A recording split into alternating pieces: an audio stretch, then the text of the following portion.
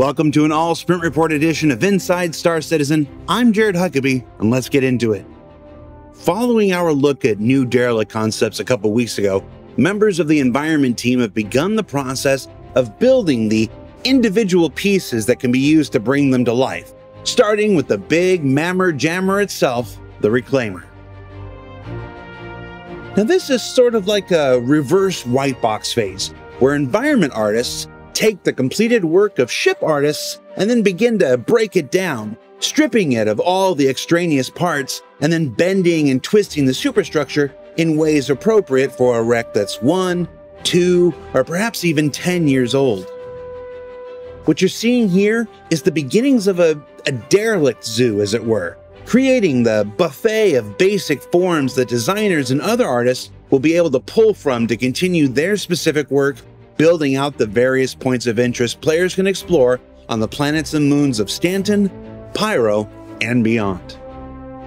It's early days, and this simple Reclaimer derelict zoo will continue to evolve over the coming weeks, in addition to many of the others seen in previous concept arts ahead of their systemic implementation into the persistent universe proper. The team is also exploring early advanced traversal opportunities for some of the outlaw space stations currently being built for the Pyro system.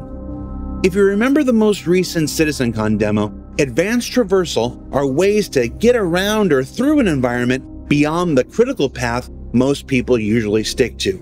Now, by following a variety of indicators still being developed, including simple things like tracing the path of an unusual cable or scratch marks on the floor, the players can discover these advanced traversal paths designed to lead not just to interesting tactical opportunities, but special loot and content rewards for those who spend a little extra time exploring.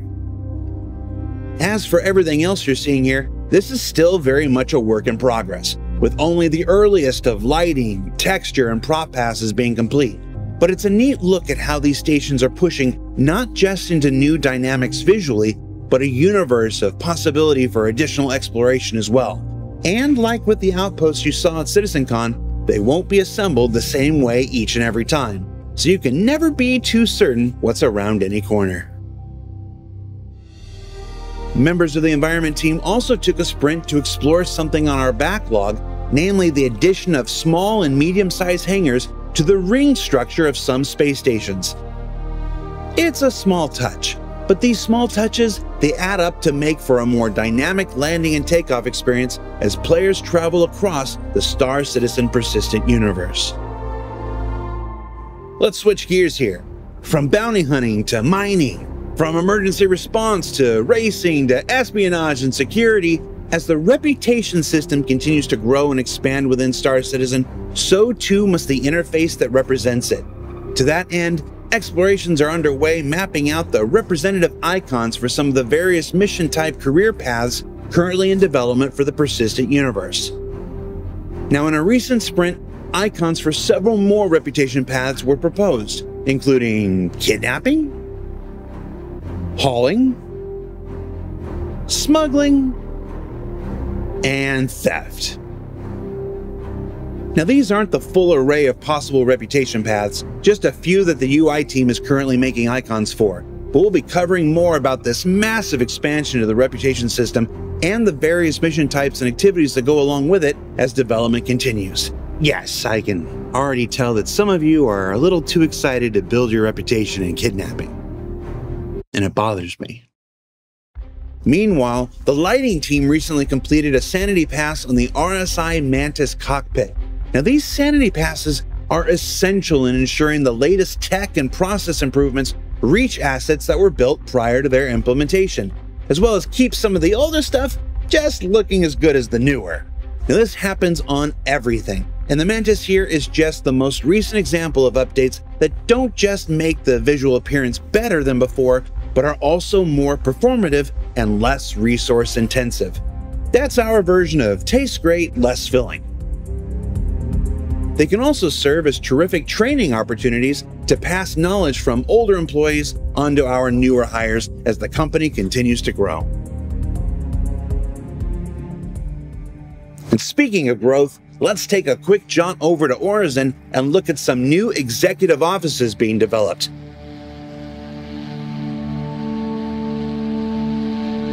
Now, these structures would be placed out on some of the raised landing platforms and provide a small, self-contained working area for Orison's bureaucracy, including an elevator down into the inner depths of platforms beneath.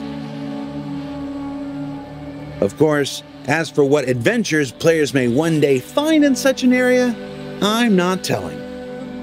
Mostly because I don't know yet. I missed a meeting. Let's move on to some ship updates with this look at the continuing final art phase of the Vulture from Drake Interplanetary, where you can see all sorts of the smaller details you'd expect to see while unifying some of the scale reads where some items in the back half seem to feel a little more chunky compared to those in the front. It's pretty much just tightening things up and finishing them off now ahead of Salvage's intended release later this year. But before that happens, we've got the MISC Hull-A barreling towards completion at the end of this quarter, where its final art pass continues adding all the various decals and decorations you might expect.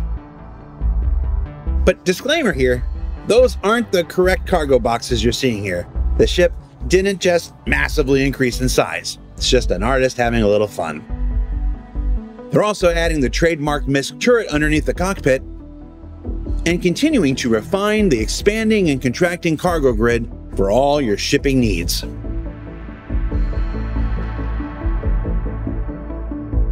Now, we'll be talking more about the Hull-A later this quarter before its intended release in Alpha 3.17.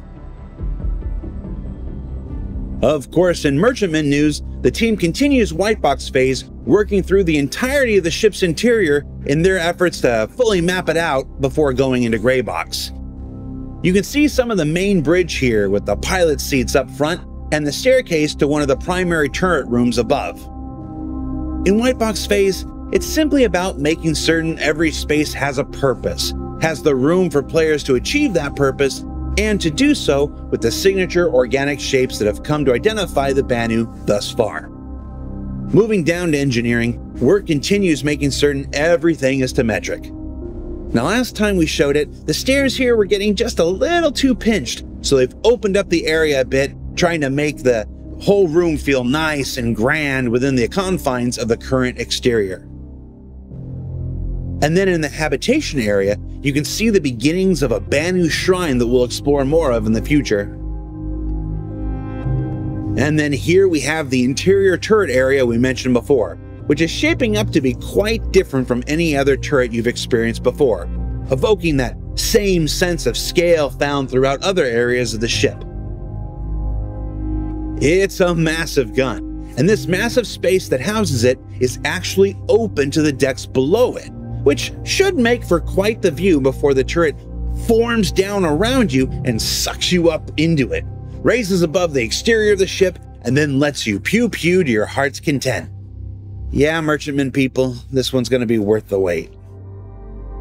And finally, before we let you go, we started this week with derelicts and a mention of those colonialism outposts, so let's combine the two and look at an initiative the teams undertook to explore outposts of days gone past, with these concepts that you can see here. Now, one of the many projects the team at Turbulent is working on are the systemic tools that will one day bring these to life across the Pyro system. But as with all concepts, artists must first explore the ideas further and set the goals for those systems to build towards. And just like the Reclaimer derelicts from before, work has also begun creating the derelict outpost zoo that will one day serve as the basis for hand-placed points of interest first, then the systemic implementation still currently in development. Now, whether it's brand new or 100 years old, each location is a new opportunity for story and gameplay to be found throughout the upcoming Pyro system. So what did we learn this week? Well, we learned that the process of making new things old and then new again is well underway with the Reclaimer and Outpost derelicts. That advanced traversal means additional opportunities for loot and storytelling in the Outlaw space stations.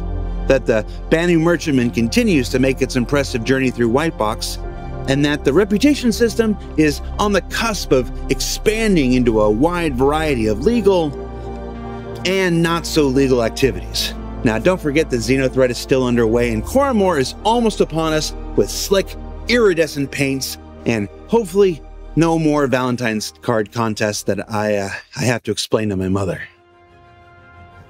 For Inside Star Citizen, I'm Jared Huckabee. We'll see you all next week.